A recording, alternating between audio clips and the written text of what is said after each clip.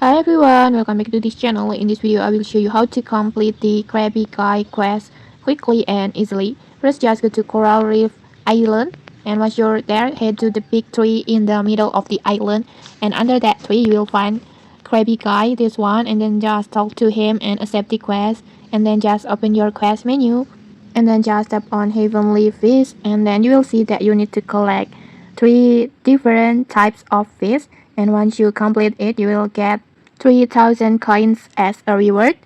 And to finish this quest, all the 3 fish can be caught at the Fisherman Island, like this. Fisherman Island, like this. You can get the banded angelfish and then flame angelfish and Korean angelfish. So just go to Fisherman Island and then just start fishing and catch the required fish one by one. And after you get all the fish, the quest will be complete automatically and you will instantly receive 3,000 coins. And okay, that's it. If this tutorial helped you, don't forget to like, comment, and subscribe for more tutorials. Thanks for watching and see you!